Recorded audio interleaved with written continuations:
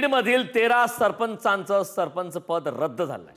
जात प्रमाणपत्र सादर न करण्यात आता ही कारवाई करण्यात आली आहे. 418 जणांचं ग्रामपंचायत सदस्यत्व हे रद्द झालंय. बीडचे जिल्हाधिकारी अविनाश पाठक यांनी आता हा दणका दिला आहे. त्यामुळे मोठी बातमी बीडमधून आलेली आहे.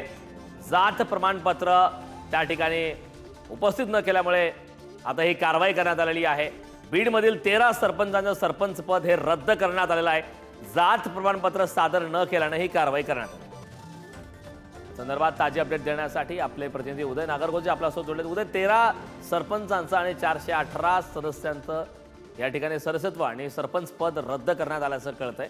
या संदर्भातली काय अधिकची माहिती आहे?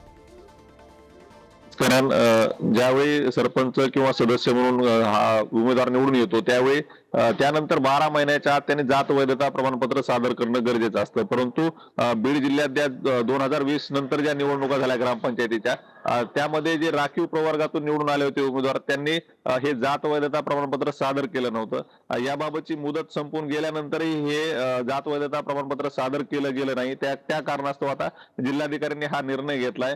13 सरपंचांचा आणि 418 सदस्यांचं सदस्यत्व रद्द केलंय. त्यामुळे आता एक मोठी खळबळ उडाली आहे आणि आता यापुढे अद्यापर्यंत ज्यांनी हे प्रमाणपत्र सादर केलं नाही ते तरी यामध्ये गती आणतील आणि तातडीने आपले जात वैधता प्रमाणपत्र सादर करतील अशी अपेक्षा आहे. कारण नक्कीच उदय आपल्याशी असे जोडलेला. वळूयात पुढील बातमीकडे.